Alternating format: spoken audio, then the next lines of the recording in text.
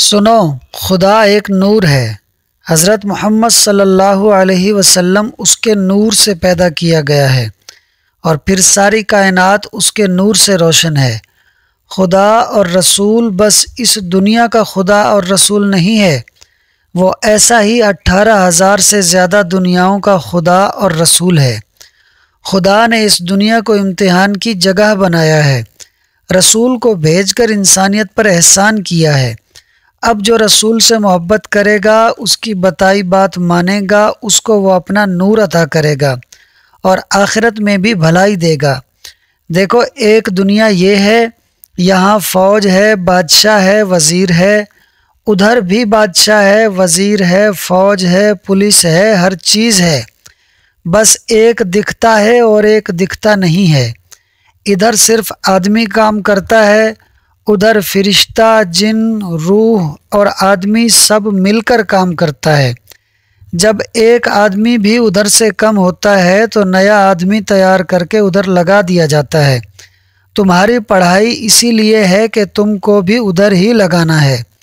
ہم کوئٹہ میں ٹرانسپورٹر تھا، ہم کو ادھر پھنسا دیا۔ خواب والا بابا 15 سال پہلے جو ادھر پہلا بابا بیٹھا تھا، اس کے پاس ہم کو لایا۔ اس نے ہم کو تھوڑا بہت پڑھایا۔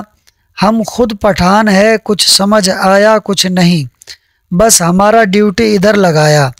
یہ ملنگ لوگ سارا دن ادھر آزادی سے گھومتا ہے، ہم کو بڈھا بابا ادھر پھنسا دیا۔ خیر سنو، اس پہاڑ کا نام چلتن پہاڑ ہے۔ یہ لفظ چہلتن سے بنا ہے۔ ادھر اللہ کا 40 نیک بندہ دفن ہے۔ آنکھ والے کو ادھر بہت رونق دکھتا ہے۔ چہل تن سے یہ لفظ چلتن بن گیا ہے۔ تم کو بھی ڈیوٹی پر لگایا جائے گا۔ تم اوپر کا سیر بھی کرے گا اور نیچے کا بھی۔ اوپر کا اس لیے کہ دیکھو یہ ساری دنیا کیسے خدا کو بھول کر دنیا داری میں مست ہے اور انسان خدا کو بھلا کر خود کو خدا سمجھتا ہے۔ نیچے کا سیر اس لیے کہ اس سے پہلے ایسے لوگوں کا، بڑے بڑے نافرمانوں کا اور طاقتور لوگوں کا انجام دیکھو، آگ، عذاب اور سزا۔ میرے ساتھ ساتھ دہراؤ۔ اور انہوں نے قرآن کی کچھ آیتیں پڑھنا شروع کی۔ ہم دونوں ویسے ہی اکیلے تھے، اب ان کے پڑھنے سے ایک الگ ہی کیفیت اور سما بن گیا۔ بابا نے میرے سر پر ہاتھ پھیرا اور کہا، اب جاؤ، کل فجر کے بعد دوسرا سبق ہوگا، اب تم یہ دہراتے رہنا۔ دوسرے دن پھر سبق شروع ہوا، وہی عجیب عجیب سی اوٹ پٹانگ باتیں۔ یہ دنیا ایک امتحان کا کمرہ ہے، یہاں ہر انسان امتحان کے لیے آیا ہے۔ جس نے اپنا سبق یاد رکھا وہ کامیاب ہوا، جو سبق بھولا وہ فیل۔ پاس ہونے والے کو ابدی زندگی اور بہترین نعمتیں، اور فیل ہونے والے کو بار بار زندگی اور موت کے مرحلوں سے گزرنا اور ہمیشہ کے لیے تکلیفوں میں رہنا ہے۔ اب تمہیں ہمارے کہے کے مطابق زندگی بسر کرنی ہے۔ جو ہم کہیں گے تمہیں وہی کرنا ہوگا۔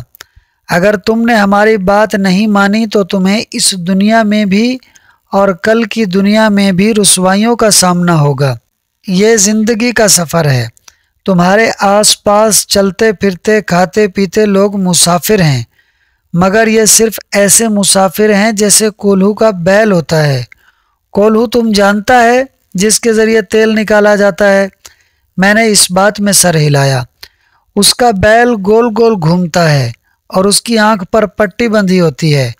وہ چلتا رہتا ہے مگر وہ کہیں نہیں چلتا، بس ایک ہی چیز کے آس پاس گھومتا رہتا ہے، اور آنکھ کھلنے پر نہ کوئی منزل اس نے طے کی ہوتی ہے، نہ اس کا سفر تمام ہوا ہوتا ہے۔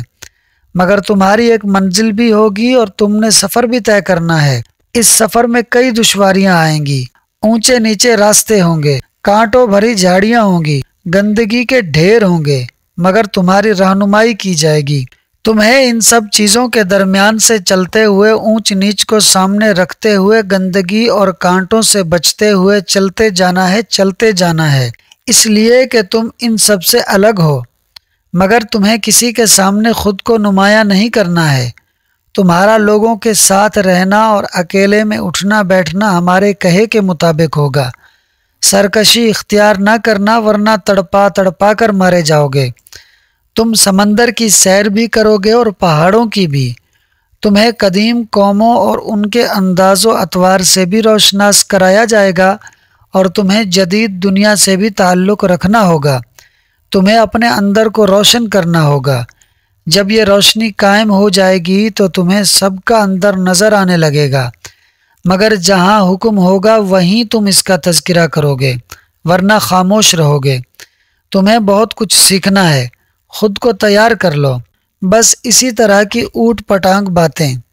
لیکن ایک بات ہے، باتیں اس زمانے میں میری سمجھ میں آئیں یا نہ آئیں، مگر ایسا لگتا تھا جیسے دماغ کی کھڑکیاں اور دروازے سب کھل گئے ہیں، سب کچھ اندر جمع ہوتا جا رہا ہے۔ 1 مہینے کے بعد مجھے واپس یہ کہہ کر گھر بھیج دیا گیا کہ باقی کام دوسروں کی ذمہ داری ہے۔